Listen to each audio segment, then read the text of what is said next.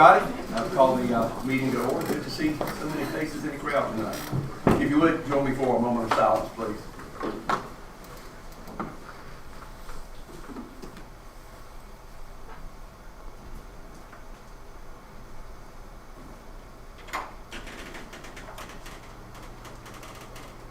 Thank you. Please stand for the pledge of allegiance.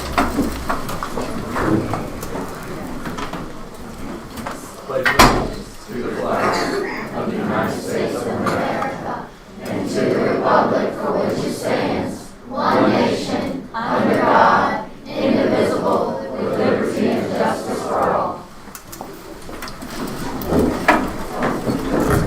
Sounded very good. Mr. Fox picked up on that too. Love hearing the kids. Absolutely. District 1, Mrs. Runyon. Here. District 2, Mr. Lloyd. Here. District 3, Mrs. Hicks. Here. District 4, Mr. Mason. Here.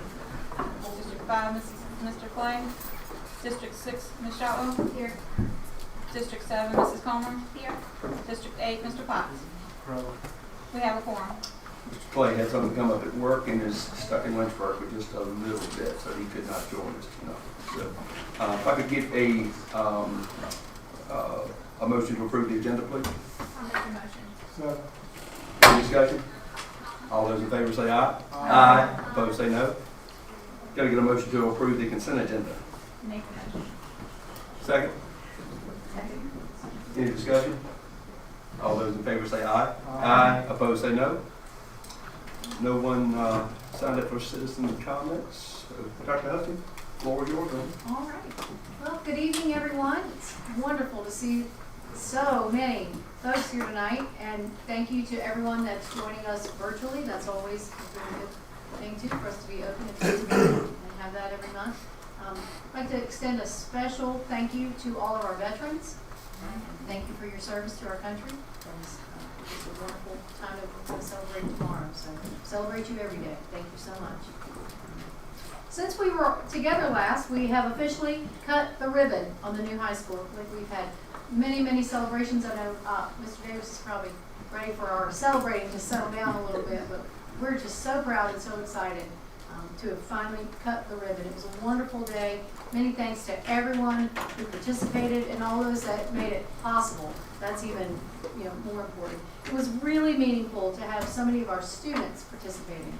Band, cheerleaders, ROTC, that our student representative Johan speaks so well. Represent always, as you always do. Thank you, represent.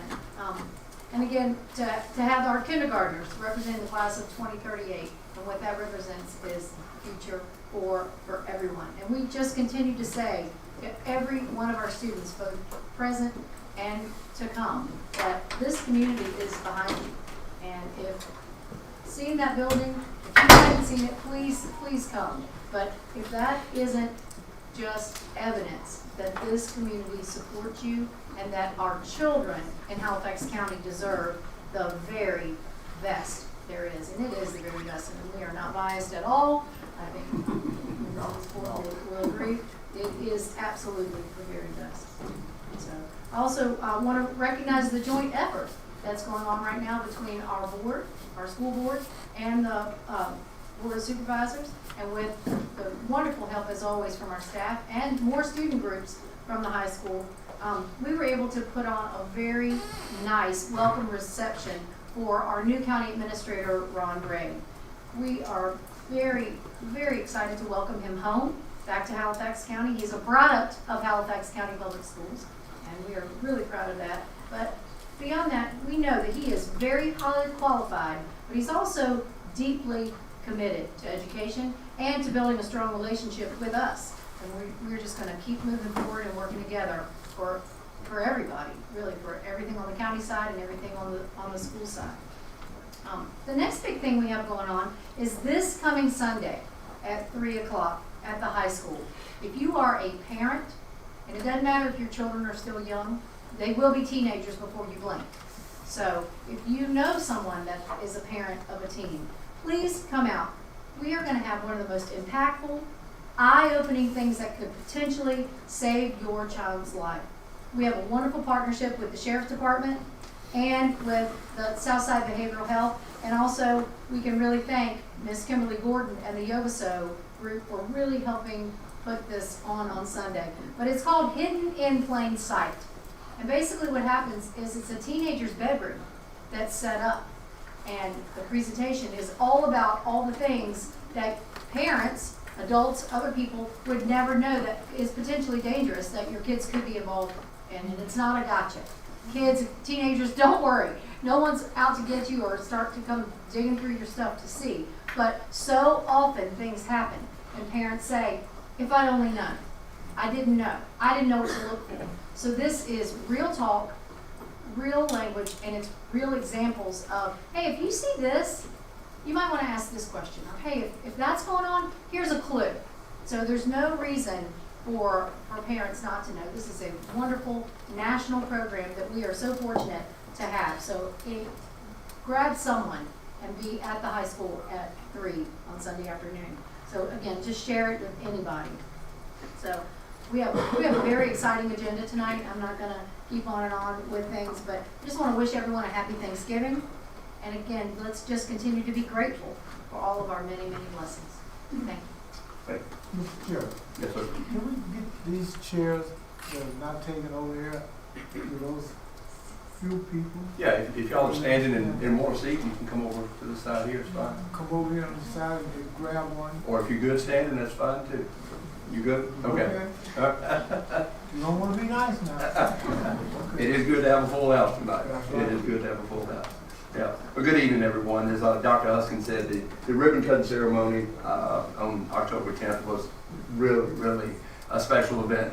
Well, what do we keep saying? Once every about 40 years or so, right? So it really was a great event. I'm not sure Principal Davis knew he was signing up to be a party planner when we opened that school, but I appreciate your hospitality and having us. As student representatives are certainly getting their steps in as well with all the tours that you're doing. Thank you for that, Mr. Lopez, and the rest of you as well. The reception for Ron Braid was wonderful. It was a joint effort from the Board of Supervisors and the school board. As Dr. Huskin said, he is returning home with a very impressive resume. Had great conversation with him. It was nice to meet him, and I know I speak for us all when I wish him the best in his new role. I think he's going to do really good things for Halifax County. Last Tuesday was Election Day. Congratulations to Ms. Hicks and Mr. Lloyd for successfully running to fill those seats for another term for your districts. Congratulations. I look forward to working with you all just as we have in the past. Congratulations also to Supervisor Roller, Supervisor-elect Oaks, Supervisor-elect Thompson on their victories as well. I've had conversations with Supervisor Roller and Supervisor-elect Oaks, congratulating them and looking forward to working with them when they join the board next year. Mr. Thompson and I played phone tag just a little bit. So, turning back the clock on an old item that I think maybe we need to revisit. In September at this meeting, I was happy to report that the Board of Supervisors had approved the funding of our sports complex out of two separate buckets of money. One bucket being a carryover money, which we never ever intend to touch for that project. But we put that money up just to secure the bid and the contract so we could move forward with Shockey construction. On October 23rd, I sent a letter to the Board of Supervisors to officially ask them to appropriate the $10.3 million, the first bucket of money that we truly do plan to use first and foremost for that project. And I'm happy to report that with one supervisor absent, that did pass 7-0. So there's been a little bit of some confusion out there, especially on social media, on why we only asked for 10.3. Well, we only asked for 10.3 because that's the first bucket we're going to use. So. Let's see.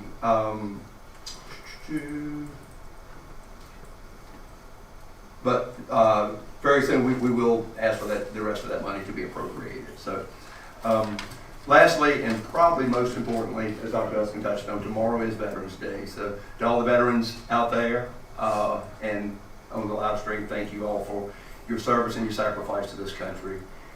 And also, we will not have another meeting until after Thanksgiving. I hope you all have a wonderful, wonderful Thanksgiving break. And we'll see you soon. Mr. Chair, Yes, sir. do we get an explanation of why couldn't get that $6 million extra on that? We didn't ask for it yet. We asked for what? The $6 million. We only asked for the 10.3. Do we know why we can't get it? We So don't the know. people can know.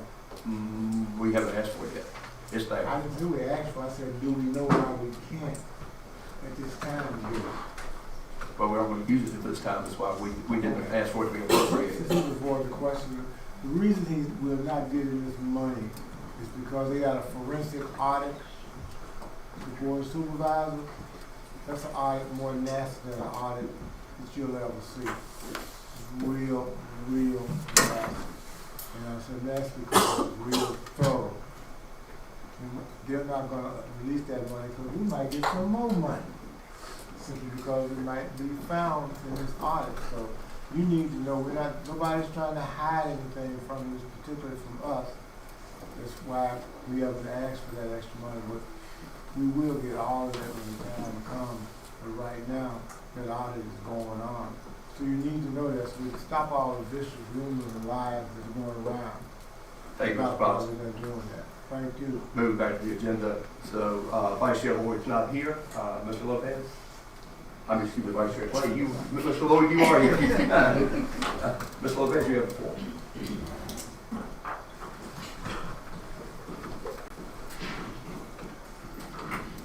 Good evening, Dr. Huskin, Chairman Mason, and all other school board members. As we begin this new week in November, there's a real sense of focus and momentum at Halifax County High School. The cool mornings and crisp afternoons have brought a fresh energy to campus. You can see it in the classrooms, the hallways, and after school where students are balancing academics, athletics, and activities with growing confidence. Students are stepping up as leaders, mentoring younger peers, and finding new ways to challenge themselves. Whether through class projects, community events, or learning to manage their time and goals, they're not just building knowledge, they're building character. In class, learning feels active and connected. Teachers are helping students tie lessons to real-world ideas through projects, discussions, and hands-on experiences that make learning meaningful. You can feel the curiosity in students want to understand more and do more. Outside the classroom, our clubs are busy and creative. Many are planning holiday service projects and community jobs, while others are developing new ideas and leading with collaboration and heart. It's inspiring to see students using their energy to make a difference for others. This week also marks the start of our winter sports season. Today, November 10th, our basketball teams are back on the court. Wrestlers are setting up for the first matches, swimmers are diving into training, and our cheer indoor track teams are gearing up for competition. The energy in the gym and hallways reflects that same common pride that runs deep through our school. This fall season has been filled with effort, growth, and proud moments across all our teams. The cross-country team closed the season at regionals in Winchester on October 29th.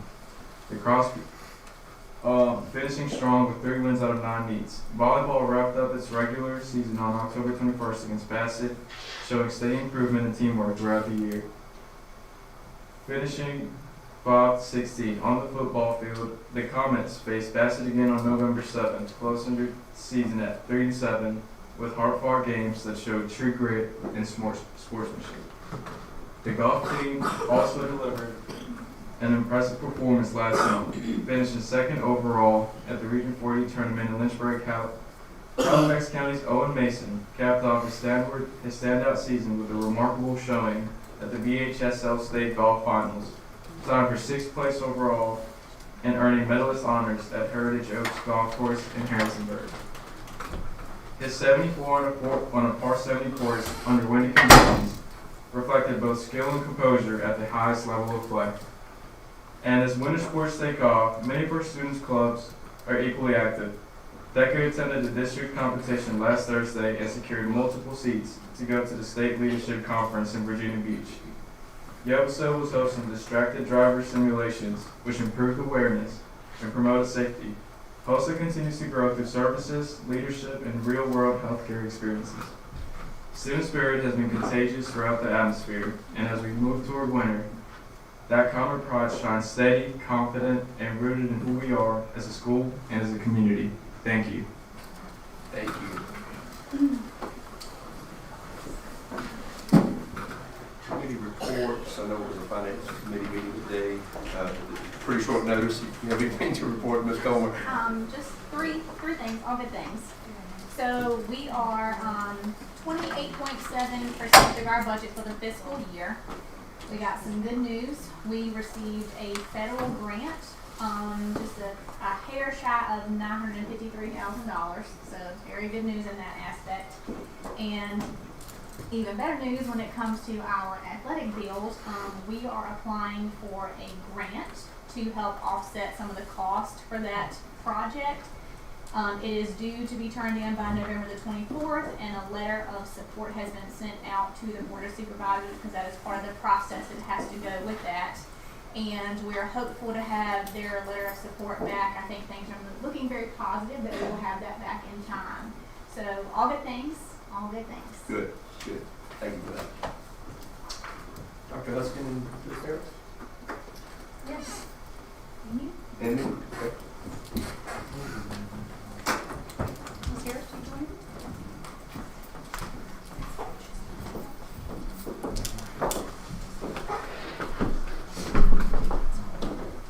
So it's really it's a wonderful time for us to recognize some folks that even in the midst of a pretty scary challenge, these folks that we're about to call did some amazing things. So first we'll get them up here. So we like our bus driver, Miss Gloria Williams.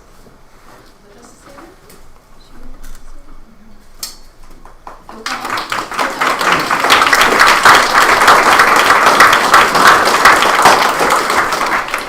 Jacob Stickerman, are you with us this evening?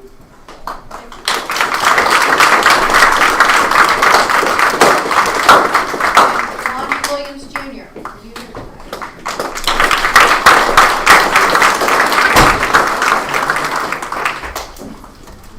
So what they don't realize is that in the face of a pretty scary bus accident a couple weeks ago, these folks were on a bus, and it's not very often. It is very, very rare that a bus will still be safe. And these guys, they look pretty good. I mean, for everything, when I tell you what they've been through, they look fantastic. And thanks to Miss Williams, who was driving our bus so safely. Miss Williams, how long have you been driving? 27. Yes, ma'am. And so every day.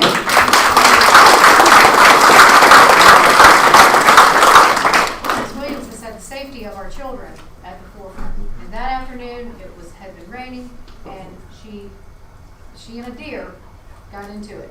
Well, the deer thought he was going to win, but he did not. We'll just put it like that. The deer lost.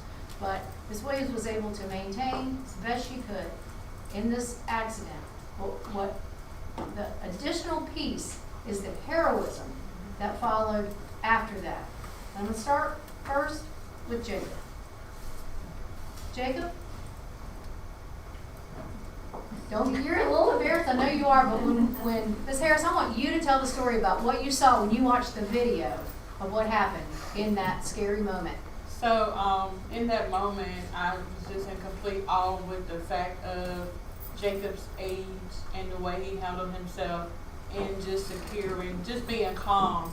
Most of the time when things happen, people can, be in a frantic state, but Jacob was able to assist Ms. Williams with getting out her. First of all, he cut off the school bus, which is very important because we don't know what could have happened if he did not do so. And then he was able to also assist Ms. Williams with getting out because she had an injury. And then, as calm as he was, he checked in on Wanji. And after I saw the video, I called his mom and I said, I don't know if you can tell him this, but just let him know that he's a champion in my book, because he really was a true champion in that moment.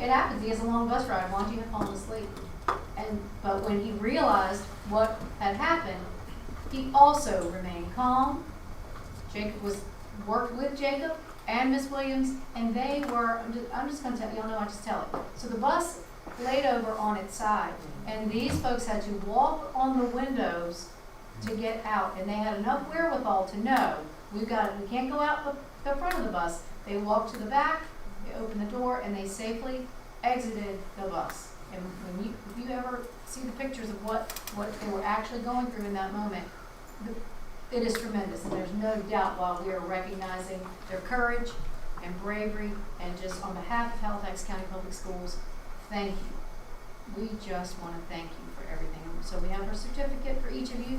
I'm going to present you with, and we will start with Ms. Williams. Ms. Williams, are you feeling better? By the way, okay. We want you to continue to recover and just continue to go easy. And you fellas are okay?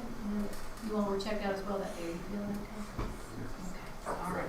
So, Ms. Williams, in honor of your extraordinary bravery, composure, and dedication in the face of an unexpected emergency, your calm leadership and commitment to student safety reflect the true professionalism and courage.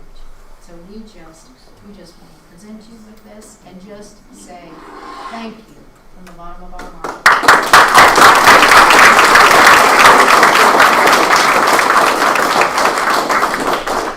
Jacob, in recognition of your courage, calmness, and outstanding assistance following the school bus accident, your quick thinking and compassionate actions reflect the very best of our school community.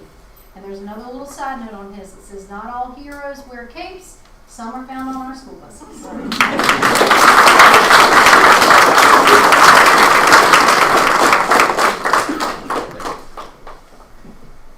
And Wanji, in recognition for your courage, calmness, and outstanding assistance following a school bus accident, your quick thinking and compassionate actions reflect the very best as well of our school community. So,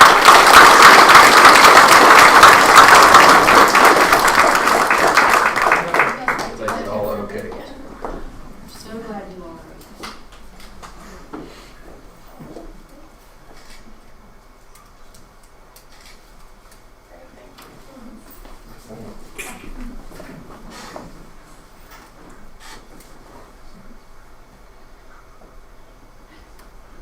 Thank you. Thank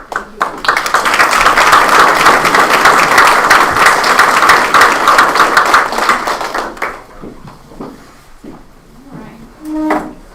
Now we would like for our members of our golf team and coaches, if you will join us.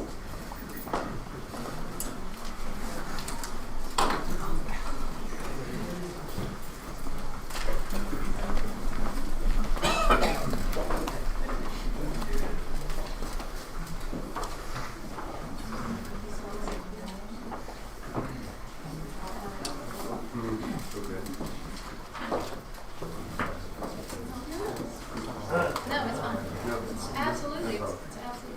We want to recognize this entire team, the team of coaches, because you had an absolutely outstanding season. You made us proud from your first practice all the way through to your ending districts and state, all the things. We are just here to celebrate you. We want you to just be so incredibly proud of the season that you had. Despite some challenges, we know you had some challenges, but just let that be a distant memory, and just know how proud we all are, and we just thank you for your dedication. We just here tonight want to celebrate you. And If I'm saying one thing. absolutely. So, I've been meaning to talk to the coaches because you made me out to be a liar. Early on, I was talking to the GW coach and said, how's the team going to be this year? It's kind of a rebuilding year. And the season kind of flowed, but I'll tell you at the end of the season, you guys turned it on. If winning the sub-regionals, really strong showing in the region, sending the team to state is rebuilding, I can't wait for the next few years. Can't wait for the next few years. Had a great season. If I can just have Please, words to please do. I haven't been on the right for a while. So I'm not going to No, I do what I can. Especially thank you to Dr. Huskins for, the support and the recognition. Whether you're in this room and you know anything about golf, I can tell you, we take pride in this county. I can assure you that we represent it in a way of skill and integrity. And I'm very proud of this group, and I speak on behalf of Coach Perkins and myself. So again, just thank y'all for the support.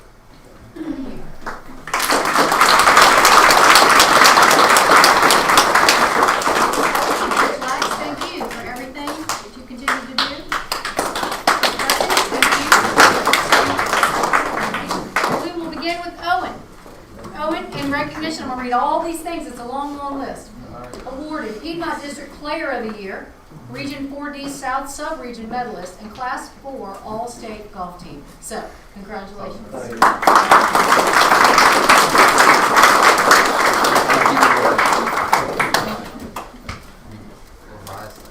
right, so, I know the rest of you by name as well. Jacob Allen. Jacob, congratulations.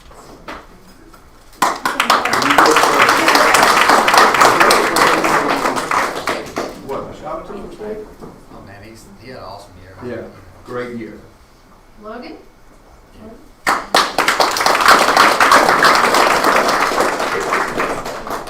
Lou. Luke's not here. I didn't see him. Noah O'Kelly.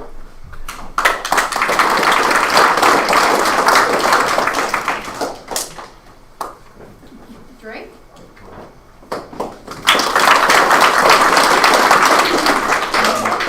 No name? So say their name out loud because they deserve it. There you go. John Cole. Nope. Clap for him anyway. Jordan Long.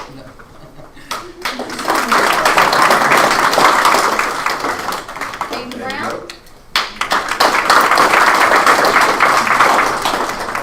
Ethan Connor.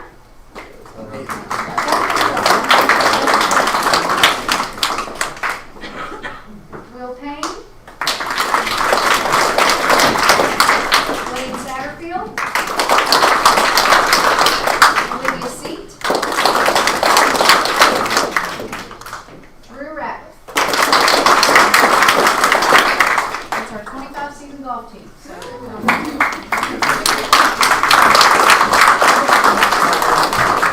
think y'all have to scoot together like you like to. Say, Coach, are we gonna lose any of these guys to draft? Are they gonna be drafted? No? Okay. Well, I'm waiting for you to get drafted. Here we go.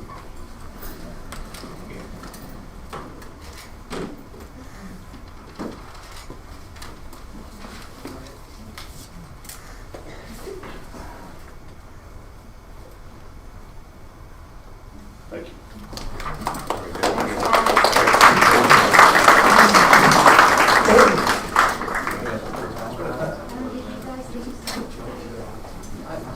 Thank y'all so much. Yeah, thank you. Thank you, always. Great.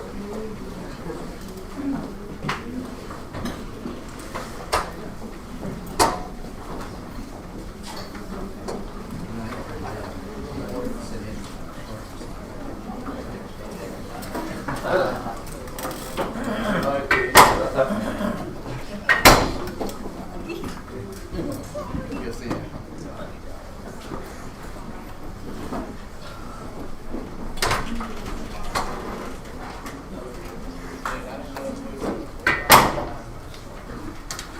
Meagle. Rico, Hey, how are you? I'm good. All right, so let me make sure I got all my things. Okay.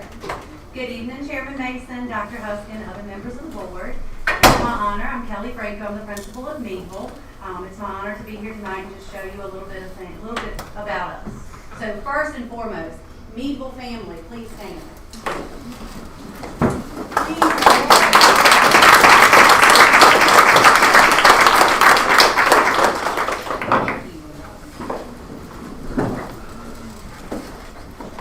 So with our theme this year being Shaping the Future One Masterpiece at a Time, how do we make masterpieces at Meadville? So our vision is that we invest in tomorrow by encouraging today. And we invest and encourage at Meadville by loving our kiddos, we respect our babies, we build relationships, we teach self-regulation, and we provide a safe, optimal learning environment. And I will show you some ways.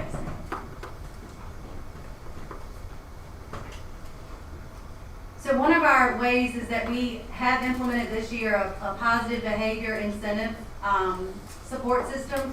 And we do that through our calls. And so my students are able to earn a book, thanks to my friends at Dominion Energy. I think Austin and Debbie are here tonight, so thank y'all for coming. But they were able to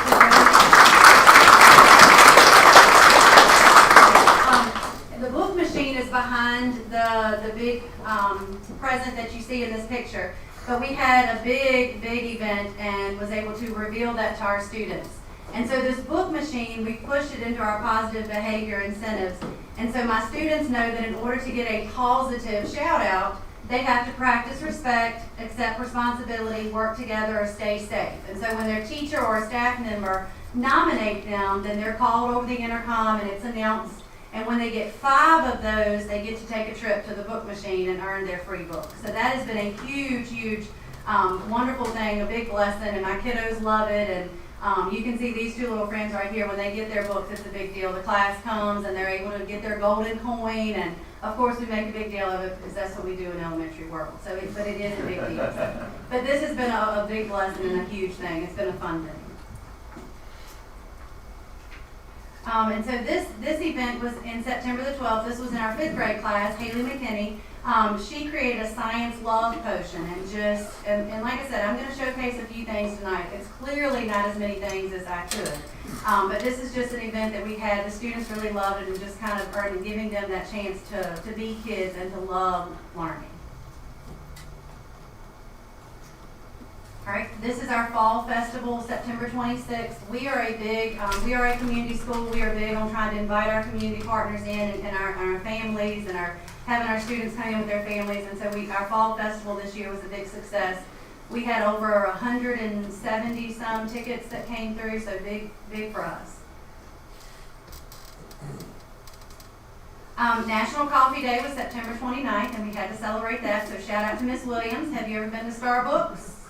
It's at Eagle. The kids enjoyed coffee, and she was able to partner with Starbucks, and they were able to donate some things, and so it was a fun day. So Fire Prevention Day, October 7th, we had Liberty and South Boston brought the ladder truck, and then we had the big blow-up house, and kids were able to go through those and walk through those. We also had forestry come and kind of show the kids, so just full circle of what it looks like to prevent those fires. Kids loved it. It was able for them to see folks in a different light and to experience the bounce house with all the smoke, so they enjoyed that, and just to know what to do in those emergencies. So just seeing these people from the community in this light was a blessing. And it lets them know that sometimes those people that are in the community, it just gives them a chance to see them and to love them and to know them. And they'll say, hey, did you come to my school? Weren't you in my school? Book fair, grandparent breakfast is always a good time. So we had that this year, and our grandparents come, and it doesn't even really matter what's on those babies' lists.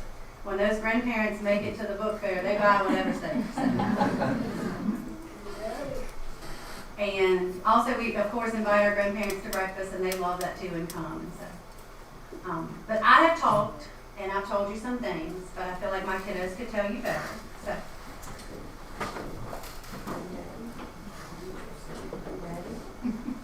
I'm ready when you are. Memories are made. Everyone will say, hey, all voices are heard. D, dreams are big. V, we value everyone. I, meaningful community. L, laughter fills the halls. L, learning is important. E, encouragement happens daily. All right. Great job.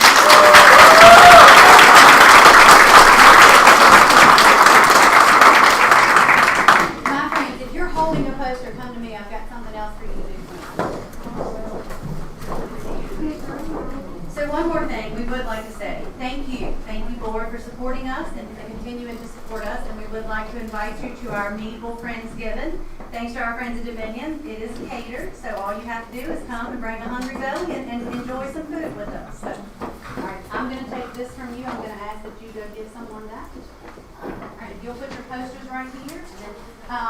Hey, Toledo, go to one of the board members section. But you all welcome to come too. Good try.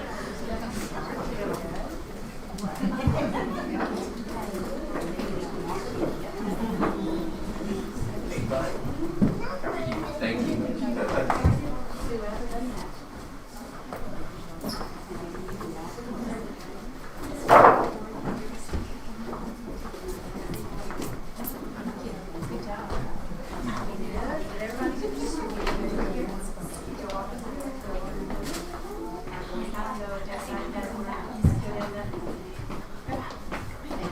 Ladies are always first.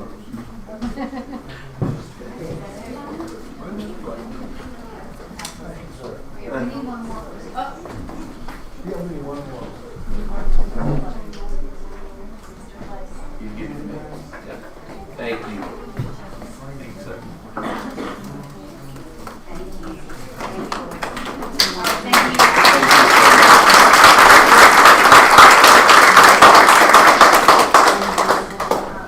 Ms. Harris?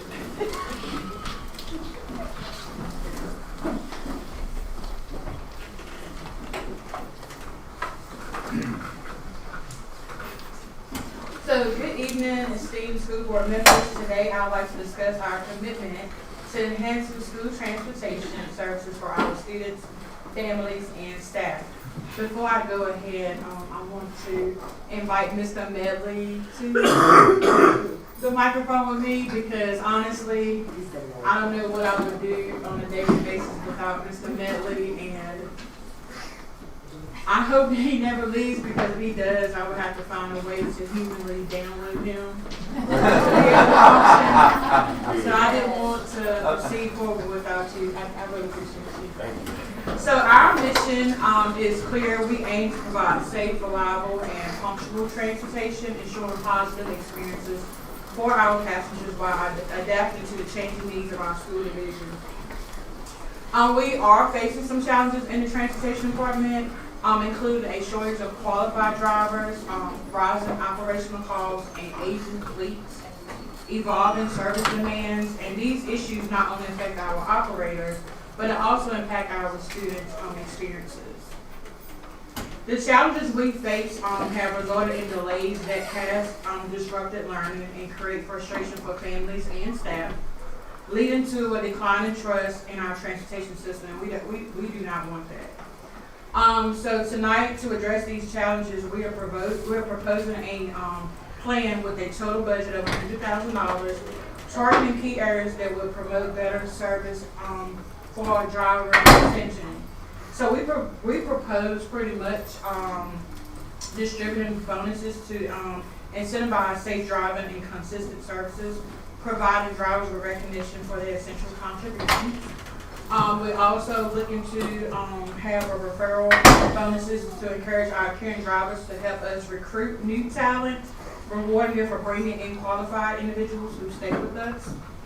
We're also investing in our drivers through training. I will say that we have 2 new trainers that are on staff to assist us, and I would definitely want to share with everyone tonight that we have 4 new drivers. So our goal is to invest in our drivers through training, ensuring they remain skilled and compliant, which will increase the overall service quality.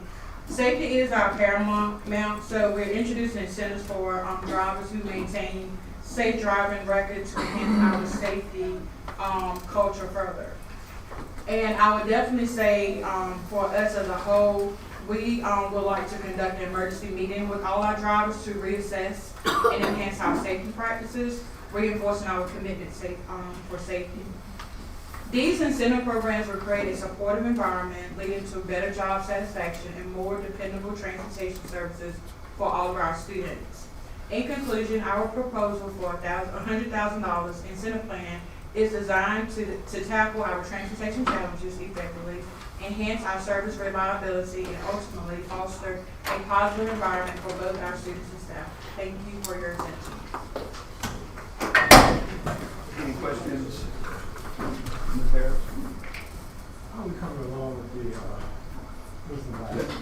Harris? Lady Burke. Thank you. Thank you, Dr. Buckley, for finding this money. I'm happy for this. It was more than I expected when I asked for the bonus for drivers, so thank you. The question is, when do drivers get the $1,000 annual performance and then the 500 additional for the 1-year service? Is that the end of the school year? Or So typically, at least part like the beginning of the second semester and the end of the second semester. Mr. Fox? Yes, we had mentioned something earlier last month about getting some vans. What does that look like? So right now, we do have a couple of things. I don't know if I can share about the program with Ms. Mitchell. Okay. We have a really good idea. Yes, we do have an We have an idea. idea, we're trying to find the funding for it, to get these. So I will say that recently, we have purchased 2 within the last month. So we do have 2 new vans. 2 vans? We do have 2 new vans. Ooh. Yes, sir. And we are in the process now of locating another one within the next week or 2. So we'll have 3 new vans in our fleet. And then we do have money budgeted to purchase 2 buses. And these drivers on these vans don't have to get to the CDL, but they do have to go through everything else to make sure they're good drivers, right? That's correct. Because we don't want no off the drivers. I don't know if that was a trick question. True question. You did a great job not answering that, by the That's way. right. Ms. Coleman, you got something? Yes, ma'am. I have a question. Yes, ma'am. So I know that this tablet has been kind of a precarious conversation. So I've actually had quite a few of different drivers reach out to me in the last couple of weeks, and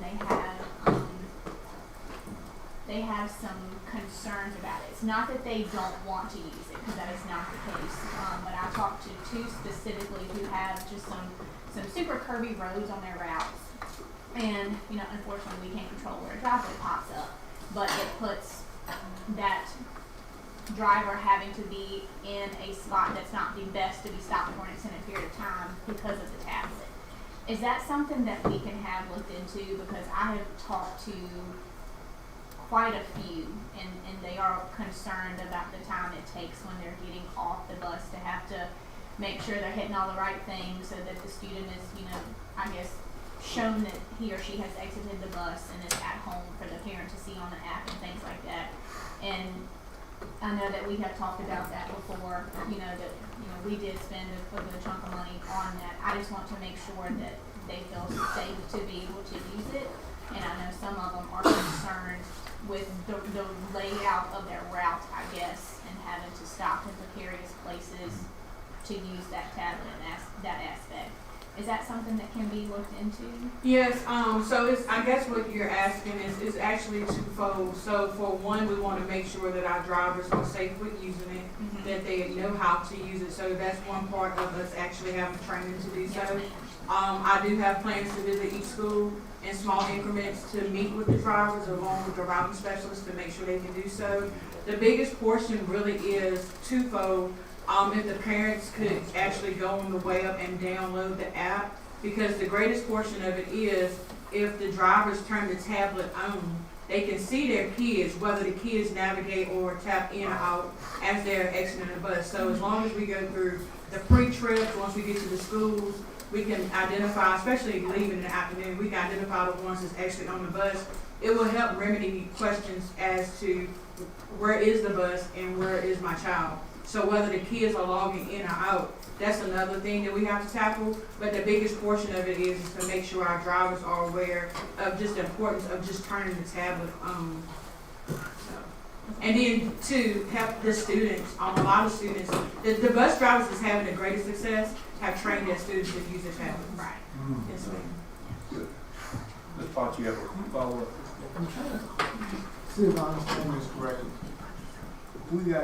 We have an opportunity for the parents to be able to dial in and pick up us dropping their kids off, right?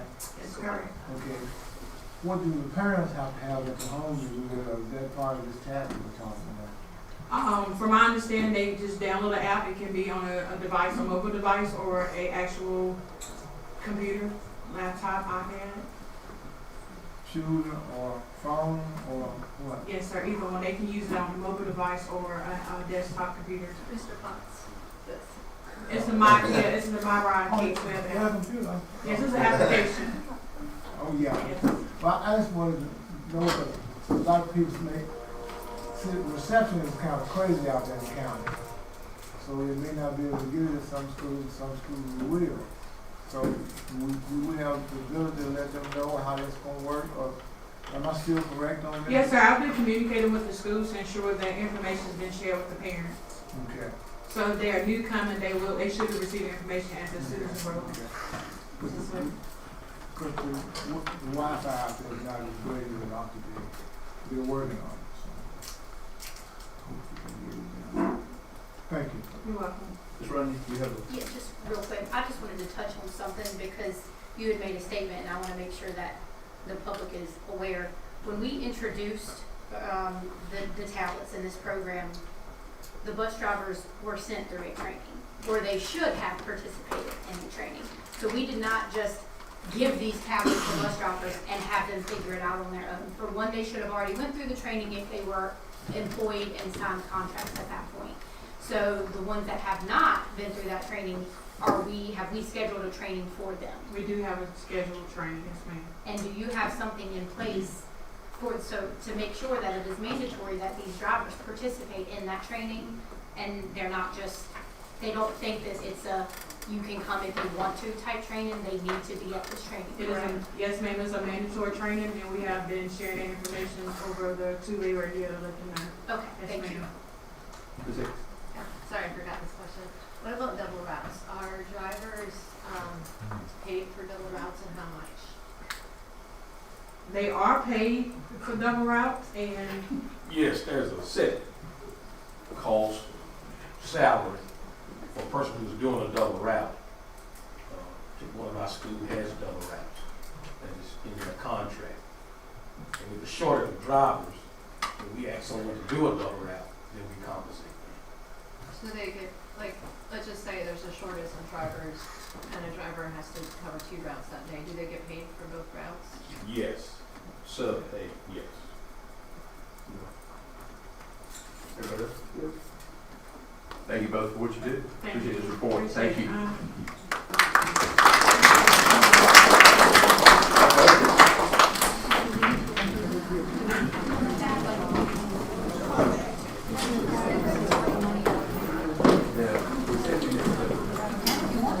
I didn't know if we needed, I mean, I would just make a motion to approve it, I mean, I don't know if it's needed, but I think it's great to endorse it, so I really do.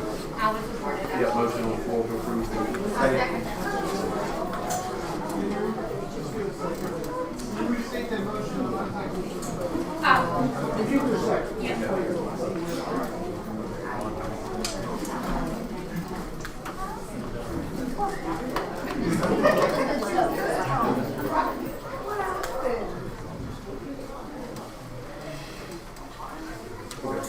Ms. Rodney, if you want to restate. Yeah, I mean, I think we had talked about we didn't necessarily need to support, but I think it's, or need to vote on it, I'm sorry, but I think it's great to support it, so I will make a motion to approve the transportation, update. Plan. Incentive plan, yes, sorry. Oh, now second that. Mr. Coleman seconded it. Any discussion on this? All in favor say aye. Aye. Opposed say no. Motion carries. Dr. Huskins? Now, before you get started, Doc, will that update be put on the website so they can kind of look at that and see what it's going to be back and forth as far as the money? This is mandatory by the state to stay on the actual comprehensive plan stays. Are you talking about the driver? The transportation? Yeah. It can be, sure. Okay. In terms of comp plan, it lives on the website. Yeah. So that's state mandated.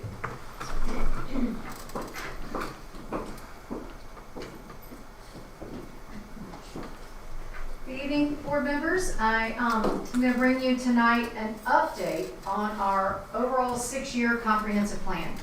And it is, was created after I got here, realized we needed one, just gonna tell it, we needed one. So, but it is a living, breathing document, and it houses the overarching guidance and direction for everything we do in the school division. So you will see some things that are familiar, some things that remain in the plan, and rather than stand here and just go line by the plan, you all have a copy of the plan. It's available on our website. So what I wanted to do was really just pull out some things that have changed, some glows, things that we're doing better, and just in full transparency, some things that we're still working on, because that's the idea of it being a plan. Everything, it's not always rainbows and unicorns. There are things in here, and then this is how we identify as a division and by department what we are working on and what we still have some gaps and things we need to work on. So I'm just going to go through and just give you some basic information, and then as it fits into our plan. So this basically shows you for the last 3 years our enrollment, and it's in our overall what we get ADM for. That's our payment for the public. So you all know your ADM is your average daily membership. Does not include pre-K, but we know that every day we are educating pre-K. So when we are counting our children, we count them. What this does not include is children that are in private placements and are, off-site different places for whatever reason. But that just kind of shows you we have had slight decline over the last several years. I'm interested to see our official number for this year to see if we are coming back up. Once again, this was predictable from the population trends.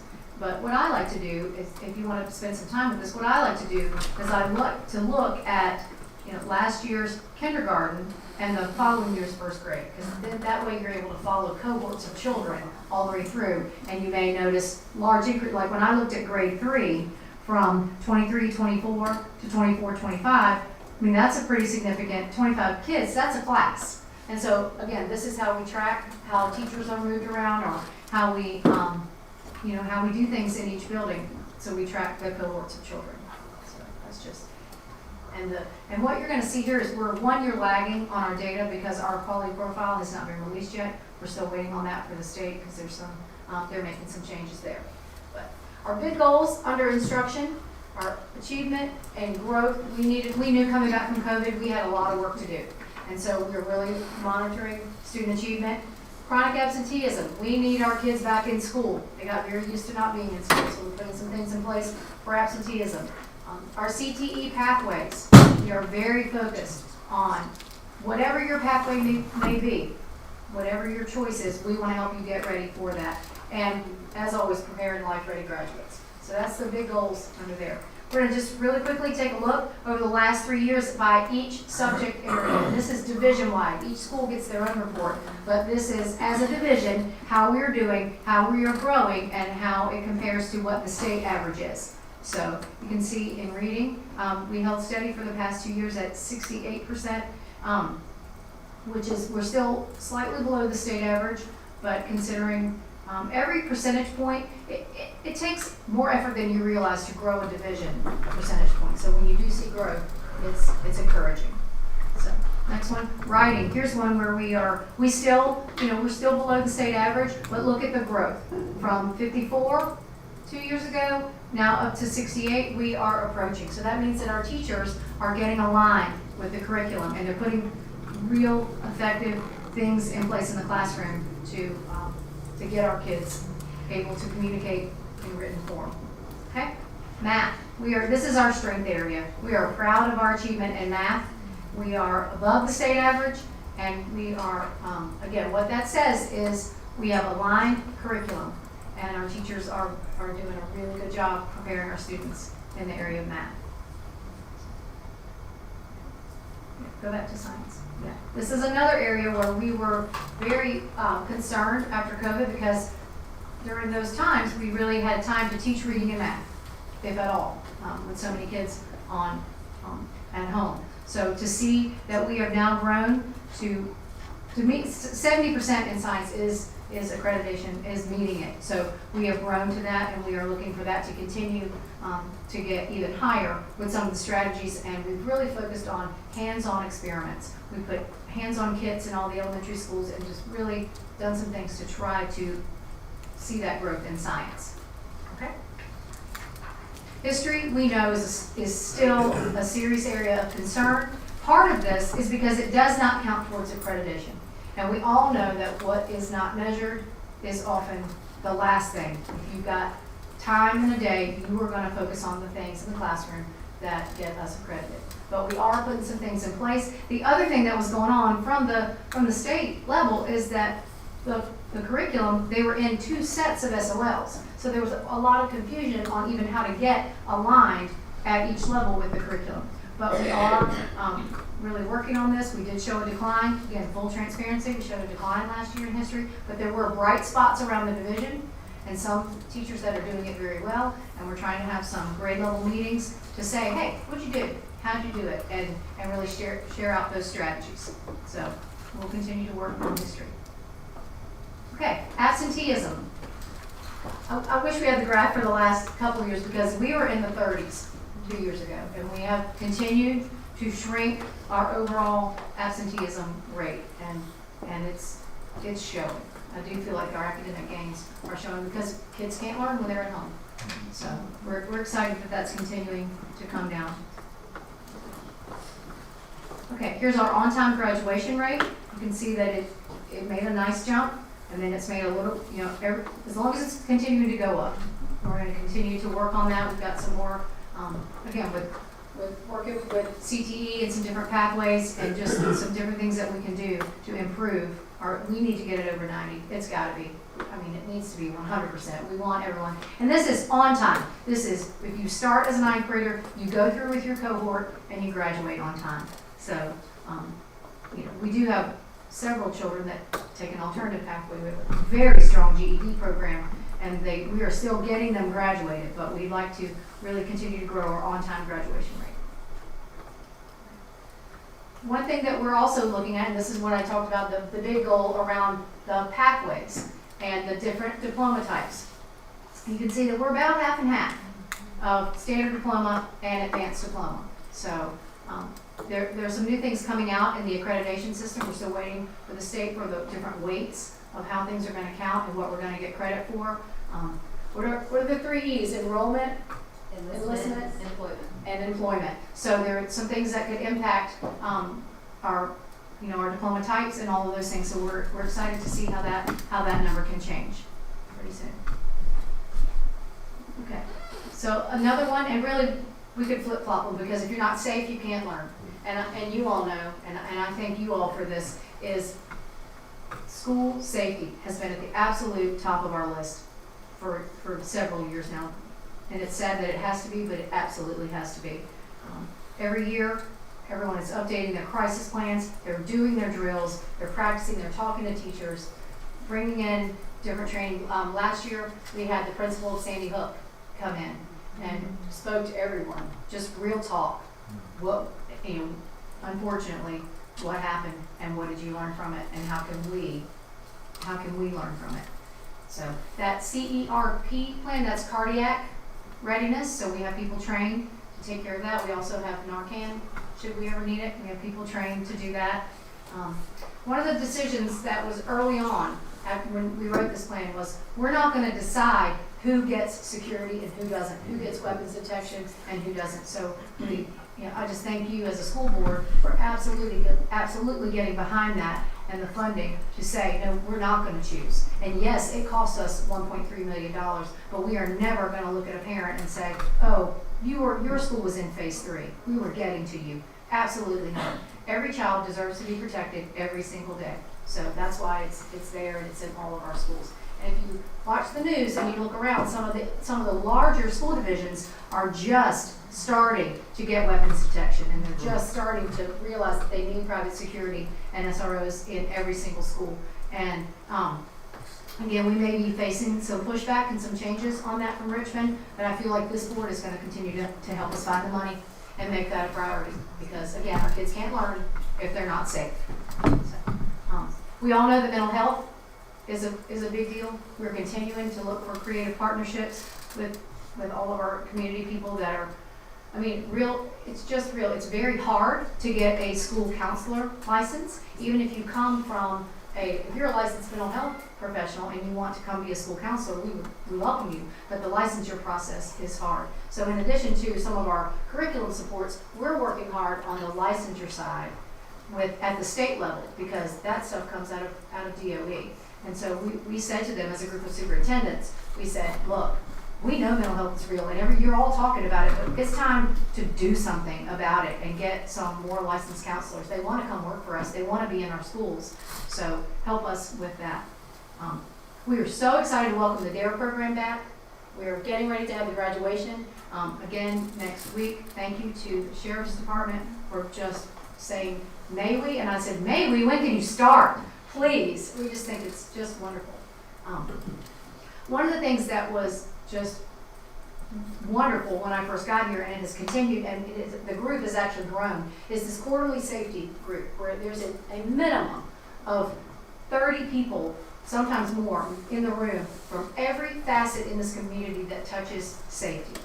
And it speaks volumes when you have everybody from the Commonwealth's attorney to local safety director to, I mean, you name it, they're in the room, and just concerned, people who are just concerned and want to serve on that committee for how we can brainstorm and how we can keep our schools safe. So, okay, getting people here and maintaining a quality workforce. I won't read all of these things. You all have been actively involved in helping us put together just a great plan for how can we get people to come work in Halifax, stay here, and continue to, we want the best people in front of our teachers, and we recognize that a lot of that we're gonna have to grow our own. So we are trying to put together some grow your own programs. We want industry certified people in CTE. So that again comes down to licensure a lot of times. And we appreciate everything you all have done with the pay scales and adjusting those and making sure that we are competitive. So I shared this with you all earlier, but I think it is very important that people take a look at our retention rate, because sometimes, the teachers are leaving, they're going here, they're going there, the pay is higher. What are you all doing? Well, no, here are the facts. So let's just take a look. We have a retention rate. We had a retention rate as of last year, and I think it might even bump a little higher this year, but our retention rate is 95%. I mean, people are allowed to retire. That's what I always say. I mean, when you hire 36 new people in a workforce of 1,100 people, I think you're doing okay. So again, we'd like it to be less. We're always going to continue to work on that. Total turnover, because people do leave during the year, they retire in a semester, or for whatever reason, we just decide that we're no longer going to be a match for each other. So total turnover of 45 last year, but we are continuing to monitor that. Professional development is critical with all these new initiatives. Again, just like what Ms. Runyon was saying, were the bus drivers trained? Yes. Anytime we put in a new initiative, we try really hard to have folks understand what it is and not just hand them something and say, go do it. We've had so many new initiatives with the reading program. We put our teachers through extensive reading training so that they will be able to deliver that.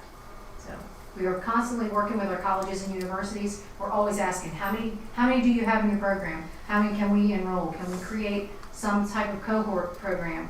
So, and again, last year, this year will be the first year that we have aligned our evaluation system with the state evaluation system. We were already aligned, but there was some of our wording that was incorrect, and so the head of the VEA brought that to all of our attention, and thank you to Ms. Miller that she went right to work on, okay, when we know something, we make every effort to get it right.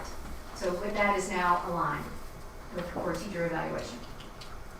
So here's just a couple of our grow your own things that we've done. We really are encouraging, if we have a really good paraprofessional and we think, wow, there's so many times we said, wow, you would make a great teacher. Well, we know that there's a cost barrier involved. So we have worked with ABRIT to take some of our parapros and actually help them, stay with them, coach them along to get their degrees. So we're excited to, and if principals nominate, more people, we have room to keep that going. We hope that's going to be really successful. 'Cause, I mean, again, that's a wonderful gain for us, but think about the gain for that person who basically would double their income and have their degree. So we're excited about that. We did put 10 people, and they all completed it and to get their special education license, because we know that's another critical shortage. We can't wait for things to happen. We have to create the opportunities and make them happen, and that's what we try to do. And one of the biggest initiatives has been Stay with Halifax, Grow with Halifax, and all these things are components of that. But the overall bonus plan, it's been successful for 2 years, and people were a little skeptical, and they were like, oh, it's gonna be 1 year, and the money's gonna dry up, and it's gonna go away. It's an absolute priority in our budget, because we never wanna promise people something, and then it disappeared. So the 5-year incremental bonuses have been another, we feel like, retention factor. iTeach, we are very grateful for iTeach. It's allowed us, because again, people are not going for teacher prep programs in colleges anymore, like they were in the past. There are still some, but to find them, for instance, last year there were 26 that graduated from the Longwood teacher prep program, and that was for the state. So the onus is on us as a school division to train our own. And with a program like iTeach, they're able to get their endorsement.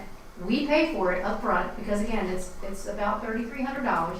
We pay for it up front, but we ask for those people to finish it within a reasonable amount of time. Usually it takes about 1.5 years, but we'll give you, a reasonable amount of time to get it done. And then we ask them to stay with us, sign a commitment to stay with us for 3 years beyond when they finish. So when they get about halfway through, they can take their test to get their provisional, and then once they complete the program, they get their license. So we feel like that's going to really help us. And they just added this year elementary education. So for anyone that's ever tried to get an elementary endorsement, it truly is like getting another degree, because you have to get certified in every content area and all of the other components. So for iTeach to have added elementary, it's a really big deal for us. So and we're really grateful for that. Okay. So we currently have 27 people enrolled in the program, and they're all at various steps, because it's still fairly new. We have 2 that have completed their certification, and we have 1 that's all the way through and licensed. So again, it's self-paced for the most part, but we're heavily monitoring. Okay. So now let's talk a little bit about, I should have Dr. Buckley doing these, but as you all know, we are very fiscally responsible. It's incredibly important to us that our taxpayer dollars be spent wisely, and as many dollars as possible stay in our schools and in our classrooms. So these are just some of the things that we've worked on as far as our processes. We really pay attention to a lot of things. And one of the things, I'll just give Dr. Buckley another shout out, is every month at the principals meeting, she works with principals and helps them understand how do we do this, what pot of money is this, how do I operate my school within the budget parameter, and how can I get more for with the money that I have. So I just really appreciate all the education, because I'm just going to tell you the truth. When I was a building principal, finance was absolutely the thing I knew almost nothing about. And so for the education that you're providing really goes a long way to help us all be more fiscally responsible. So it's just fantastic. So again, all of the objectives and the budget is driven, take the comp plan and we say, okay, what goals are we working on, and what are the priorities out of that? So keep going. And this just helps everybody remember where our money comes from and where it goes. So the majority of our funding comes from the state, 17 comes from the locality, a small percentage, between 10 and 16. We just got a boost in that, so it's probably closer to that 16 for this year from federal funding sources. And that's all your Title I, Title II, Title III, Title IV, all of those federal programs, and some of those other just ancillary smaller grants. Some of them are very, very small. And then just a tiny bit comes from internal fees and just things that are generated otherwise. But you can see the pie chart, the majority of our money, and that is based on the poverty rate here in Halifax County. That's why the majority of our money comes from state funds. These are just some small things, but again, small dollars turned into large quantities, and that's one of the reasons, because we have efficiencies, when we have a need for something like an incentive plan in transportation, it's not easy. It's not easy to find it, but because we have been efficient in other areas, we are able to move some money around and do some things, and we're continuing to look for some of these efficiencies. And we have some other things. As contracts come up, we try to look at everything and decide. Same with personnel. As people retire, we look at enrollment, look at everything and decide, do we replace this position or do we do something different? Can we repurpose it? What can we do? So one of the things I showed you all this earlier in the year, but the state, which is the Standards of Quality, supports 94 administrative positions, and that's all of central office, all of the principals and all of those positions. We only use 61 of those positions, and it's not like we are struggling. We feel like we're fully staffed. We were able to actually add a position at one of our elementary schools last year, but that 1.5 million is money that's allocated, that's state money that we are able to then just put back out in the schools and use for teacher positions or use for other positions because we really have one lane. So it's important. So, we could not do it without our community partners. And just to shout out, one thing that we're really continuously working on is community engagement and full transparency with parents, with questions, with whomever in the community. Hey, if you want to know, ask. We'll tell you. Every bit of this is public information. And we will tell you as much as we can. We'll explain the process. If there's something you don't understand, don't make up your own. Everyone has a story. They're going to tell themselves a story. We would much rather them ask, and we share the information and share it as much as we can. And we really want to celebrate our students and all the great things. And we do a great job. Again, thank you all as a board for continuing to support all of these processes. So, a couple of our apps. We talked about the transportation app here tonight. We introduced an overall app for all of our schools, so you can get notifications. Parents can get notifications. If parents don't have it, please download it because it keeps you informed on what's going on. Because people so often would say, we don't know what's going on. Do you have the app? And we try to keep that as updated as possible.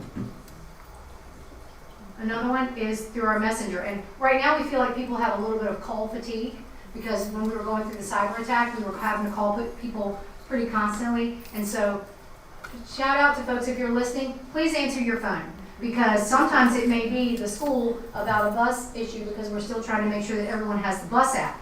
It may be something really important. I know, you get tired of the robocalls at dinner, but it's important information that we are really trying. We're not calling you just to be calling you. We are really trying to convey super important information. So, yeah, and this is the bus tracking app. We are really, if we can get this thing fully up and operational, and if parents would download it, it would, I think it would allay a lot of fears. Where's my child? Why is the bus late? Why is, what's going on? Because this app will tell you, your child is approaching in 4 minutes, or here's where your child is on this bus. So it's critical. Parents, I'm going to ask you, please make sure your information is updated. If you change your phone number, please update your phone number because these things are only as good as the information we have to feed it. So it is critical that all of this is up to date. Okay, a new thing, because you all asked for it, is we need surveys. We need to know what's going on. And so we have partnered this year with a company called POSIT. And you may have gotten a text message or an email, and it's very simple. About once every month or 6 weeks, it just asks 3 simple questions. And then it may ask a bonus question. And it's sent just as a text message. And so our first one, we had a pretty good response. We had about 1,100 people responded. And so, that's pretty good. And we wanted to just get people used to it. Very simple, are you happy? It's basically a dipstick for every month. And we can ask important questions about current things that are going on. And if you just take a look, it's the dark blue is yes, we're happy. The light blue is mostly happy. And the gray is no. And people can either submit it anonymously, or if they choose to put their name in, then that gives the principal the opportunity to contact them and say, hey, let's talk about this. Whatever their concerns might be. So again, parents, staff, please respond, because the reason why we went with this shorter survey is so that we could have the ability to make small changes in real time during the course of the year. Because if you wait until the end of the year and you read the survey, it's more likely that you're gonna go, oh, okay. But what chance do you really have to make a change or do something about it in the moment? So that's the idea with HOSIP, and we've been very pleased just with our first one. You're getting another one this Thursday, so please, it's not junk, it's real. Answer your survey. And then, we knew we had a lot of reports tonight, but we do want to share out with you all as a board some of the details of these reports and what it is doing and how it's impacting and how the principals will really be able to use it to do things in their school. So we're really excited, and thank you for that suggestion. Thank you for asking us to do this, because we really went and explored several different companies, and we felt like we went with HOSIP because they are primarily an organization that works with educators. So we're excited to put this in place. Okay, another one of our big goals is expanding CTE. And you guys know, no question, we are a CTE school division. We are excited about our programs. If you have not been to see the cosmetology lab, please go. This has been on the wish list of our children and our community for many, many years, and it's very exciting to actually see it come to life. Our culinary arts department continues to be award-winning. Again, if you haven't seen that award-winning brand new kitchen over there, please go see it. We're excited about our continued partnership with the Higher Education Center. Again, our idea, our plan, our goal is for whatever your path might be, is that you come out with some certifications or fully ready to go and take your path. And the other piece of it is, hey, let's explore some things during middle and high school and decide what you don't want to do, so that we don't have kids going off to secondary education and changing majors and doing all that. So being able to have all these opportunities to explore are just incredibly impactful. Here's just a summary of our credentials, how many industry certifications we've gotten and how that's continuing to grow. Again, this is all likely to change based on the 3E and our new accreditation system, so we'll be explaining all of that, but this is just how we track how we're doing. You know, we can talk about it, we can say, oh, this is shiny over here, but when you get down in the weeds, we want to see that all of our kids are passing their credentials. So, again, here's just some pictures of, and we celebrate it when it happens. And some of our kids have numerous credentials when they graduate and they're ready to go to work. So one of the things we started was the big showcase, and it showcases all of our programs, whatever is available in Halifax County. And shout out to Melanie Hastings. We just had it on October 23rd, and the planning meetings for next year are starting next week. So, I mean, it is a constant process. It involves so many people in the community, and we were so proud to be able to have it at our brand new school this year. And boy, it was a wonderful night. I guess, you know, can I keep talking about it? I probably can. But we haven't done anything more phenomenal than build this brand new high school. And so that's a huge part of the facility plan. It's been a huge part of our overall comprehensive plan, and quite honestly, it's consumed a lot of staff time over the last 3 years. So we could not give you an update on the comp plan without talking about how we went from those first shovels of dirt. And so we'll just kind of take a minute just to walk through. We broke ground, and then every month we saw the progress, and we thought, gosh, is this thing really going to get done in 3 years? Is that even possible? But here we go. And then all of a sudden a school showed up out of the ground. It's almost like this school showed up out of the ground one day. And shout out to Principal Davis for absolutely running a school on an active construction site. And we cannot say that enough. It just was smoother. We take it for granted because it was so smooth.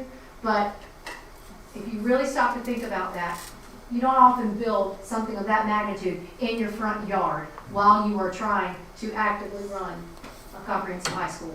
So with 55 buses coming through there every day, and just amazing. And there we are. We got to the midpoint. We all signed the beam. In case you're wondering, that beam, when you pull in, straight in from the stoplight, that beam that we all signed is right behind where it says Halifax County High School. And if you go inside the building and you're in the library, it is in the dead center of the library up top. It's covered up, but I just think it's important that everybody know where that beam is in relation to where the rest of the school is and how it turned out. So, And then finally, on October 10th, we invited everybody to come and cut the ribbon. And what a special, amazing day that was. And we showed our commitment to the next generation, to our class of 2038. I feel like I'm Gigi now to all those kids. they're my kids now. And we're gonna follow them, and their tree is gonna grow. We bury their time capsule. And so, again, we asked each one of them, what do you wanna be when you grow up? And they all drew their picture of what they were gonna be when they grew up. And it's okay if it changes. We hope it changes. But on their graduation, they're gonna dig up that time capsule and see how they did, but more importantly, see how we did as a community to support them. So, again, we are very thankful for all of our community partnerships. This is Hitachi, from the largest companies, Hitachi, Presto, Period X is coming on, like all the hospital. Like I don't want to start when you start naming them, you leave people out. But again, from our largest partners to a single community member who had an idea, and we had, just Matt Robinson made us a buddy bench for every school because he had an idea and said, would it be okay? Would it be okay if, yes, please come. So it's not just about people donating money or donating things. It's really about people investing their time, their energy, their talent, all the things into our children. And that's why we feel like we're being successful. So, as far as the comprehensive plan, again, it's a living, breathing document. It will continue to change as the state mandates change, as our local things change, as your school board goals could potentially change, and we build next year's budget. And so we are continuous. Every summer, it comes out, and we're constantly working on it, but we look at it as a team and say, where are we? What do we need to do? What needs to be monitored? And so it has to be a continuous cycle of improvement to help us stay on track for where we're going.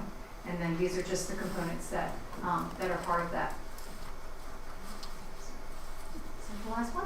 That's it. So I'm happy to take any specific questions. I got one. Yes, sir. Yes, sir. Thank you. Can we go back about 15, 20 sites that you had there? We had a little grove, little tree growing, and we had little kids around there.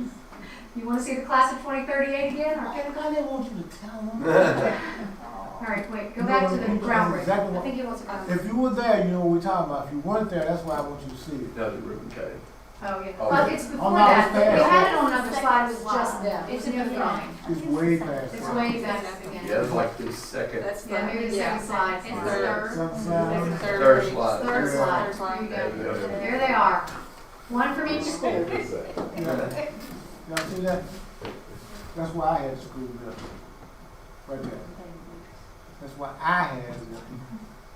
That's why I put the time and energy and all the other mess that went on, because those little children right there, it's gonna be down to 38. 38.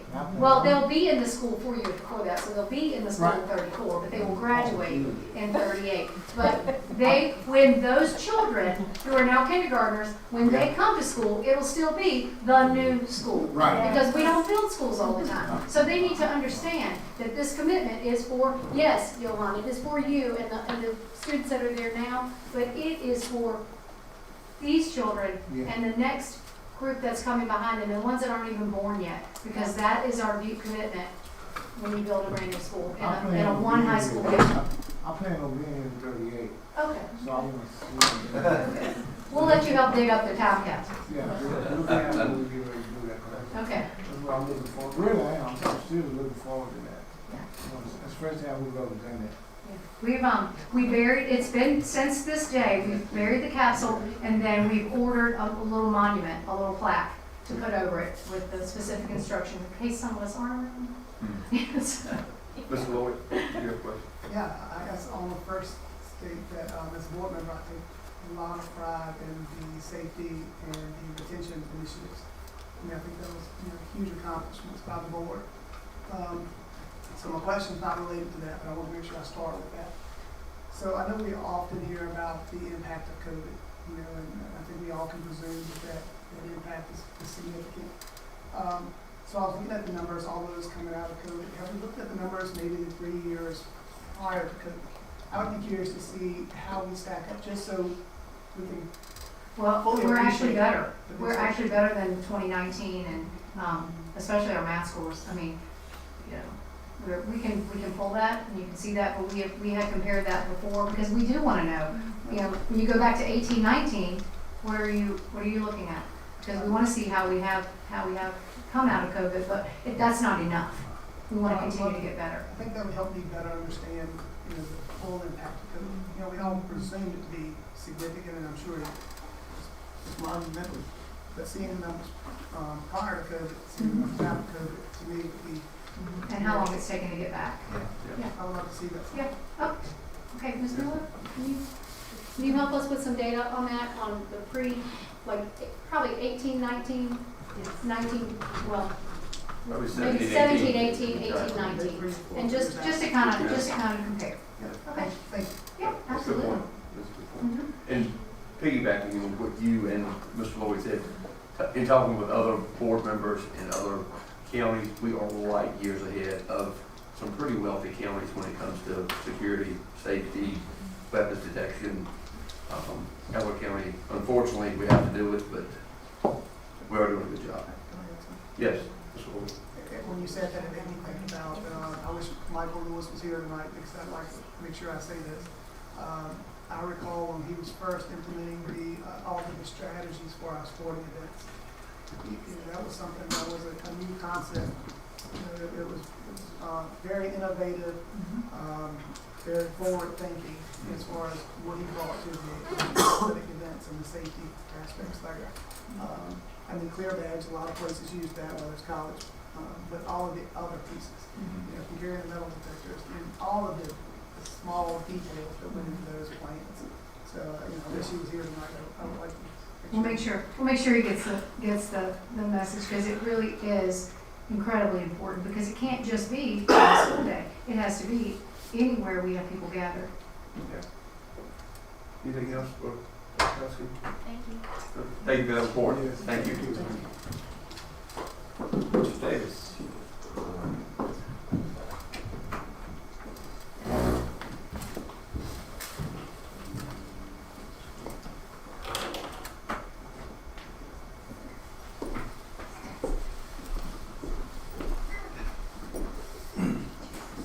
Mr. Chair, school board members, Dr. Huskins, good evening. In front of you, you have a copy of the November policy updates from the SBA. This month, we only have one dealing with home instruction. And the only changes is they're just kind of cleaning up the verbiage and the language in this policy. So I will come back next month with a full version for your approval to add to the policy name. All right, thank you.